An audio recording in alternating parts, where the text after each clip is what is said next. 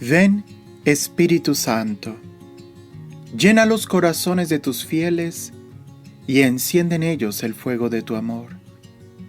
Envía tu Espíritu y serán creadas todas las cosas, y renovarás la faz de la tierra. Oremos. Oh Dios, que has instruido los corazones de tus fieles con luz del Espíritu Santo, concédenos que sintamos rectamente con el mismo Espíritu y gocemos siempre de su divino consuelo. Por Jesucristo, nuestro Señor. Amén. Capítulo 3. La salvación de Dios, la ley y la gracia. Número 1949 del Catecismo de la Iglesia Católica.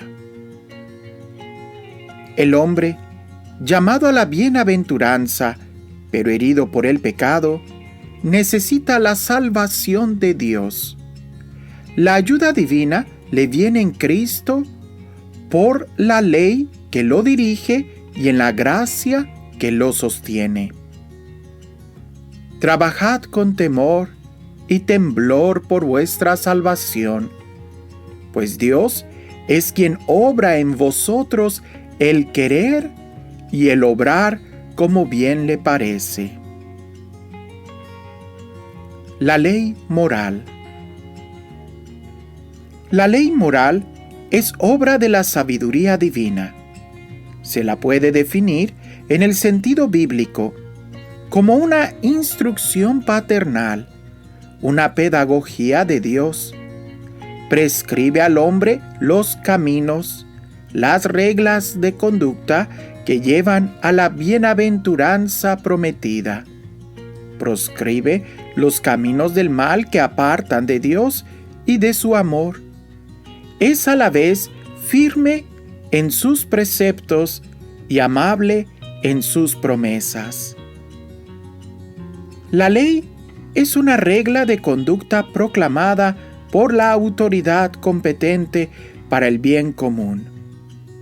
La ley moral supone el orden racional establecido entre las criaturas para su bien y con miras a su fin, por el poder, la sabiduría y la bondad del Creador.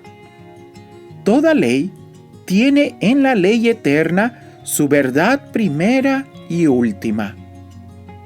La ley es declarada y establecida por la razón como una participación en la providencia del Dios vivo, creador y redentor de todos. Esta ordenación de la razón es lo que se llama la ley. El hombre es el único entre todos los seres animados que puede gloriarse de haber sido digno de recibir de Dios una ley, animal dotado de razón, capaz de comprender y de discernir, regular su conducta disponiendo de su libertad y de su razón, en la sumisión a la que le ha entregado todo. Las expresiones de la ley moral son diversas y todas están coordinadas entre sí. La ley eterna, fuente en Dios de todas las leyes, la ley natural, la ley revelada, que comprende la ley antigua y la ley nueva o evangélica. Finalmente, las leyes civiles y eclesiásticas. La ley moral tiene en Cristo su plenitud y su unidad. Jesucristo es en persona el camino de la perfección. Es el fin de la ley, porque solo Él enseña y da la justicia de Dios. Porque el fin de la ley es Cristo para justificación de todo creyente. Aunque en otro momento ya habíamos hablado sobre la autoridad y la ley creo que nos quedó claro, espero que nos haya quedado claro, la necesidad de una autoridad por el bien de todos y de las normas de las leyes. Habíamos hablado, por ejemplo, la ley del tránsito. No es que las leyes de tráfico existan simplemente por el tráfico. No, existen realmente para proteger al ser humano, para servir al ser humano, para que nosotros podamos estar a salvo cuando estamos manejando. Pero cuando estamos hablando de la ley moral, tenemos que entender que va mucho más allá de un simple formas correctas de comportamiento. No, trasciende. Porque ciertamente la ley está dada únicamente a los seres con libertad de inteligencia, con capacidad de razonamiento, que pueden frenar sus instintos en orden a cumplir una ley. De ahí que la Sagrada Escritura nos dice muy claro que en Cristo la ley tiene su plenitud y su unidad. Porque lo que buscamos, o el fin de la ley misma, es Cristo, la vida, el bienestar. Y en Cristo nosotros encontramos nuestra justificación. Porque ciertamente la ley también nos va a señalar todos nuestros errores, nuestras fallas, nuestras limitaciones. Y en Cristo es donde encontramos la plenitud. Yo espero que cuando sigamos leyendo, y trata de volver a leer estas páginas, cuando sigamos leyendo esto sobre la ley moral, vamos a ir entendiendo más que lo que hay de fondo no es un simple hecho de decir para que convivamos bien y para que no nos matemos unos a otros. No, más bien la finalidad está en que vivamos en plenitud, en que aprendamos a amarnos, en que aprendamos a distinguir lo mejor.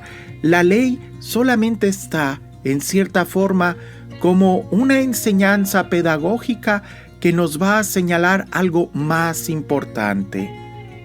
Es como las leyes de tráfico. Vuelvo con este ejemplo sencillo. No se trata solamente de que aprendamos a detenernos cuando el semáforo está en rojo y de seguir. No, sino más bien está orientado a algo más, a que tú llegues a salvo a tu casa. Las leyes morales no son solamente para frenarme cuando quiero yo ahorcar a aquella persona que me desespera. No, sí, la ley me va a frenar, pero la última intención no es eso, sino más bien señalar al bien que está muy por encima de todo eso. Así como la ley de tráfico no es solamente para que yo me detenga en el semáforo, sino más bien para asegurar que yo llegue a mi casa. Bueno, la ley moral no es solamente para que no ahorque a aquella persona que me desespere, sino para que yo llegue bien a casa. Y eso es para que yo aprenda a ser feliz, a vivir bien, a amar. Entonces, cuando nosotros estamos mirando el fin último, que es Cristo, entonces no solamente viviremos mejor, sino que aprenderemos a vivir en plenitud. Volvamos a leer esto. Yo sé que el catecismo es un compendio, es un resumen, es denso en filosofía, es denso en teología y también es denso en la forma en cómo están extraídos tantos textos bíblicos, pero vale la pena profundizar en nuestra fe para poder llevarla a una vida, a la vida diaria de cada uno de nosotros, y así, conociendo a Cristo, tengamos vida en plenitud.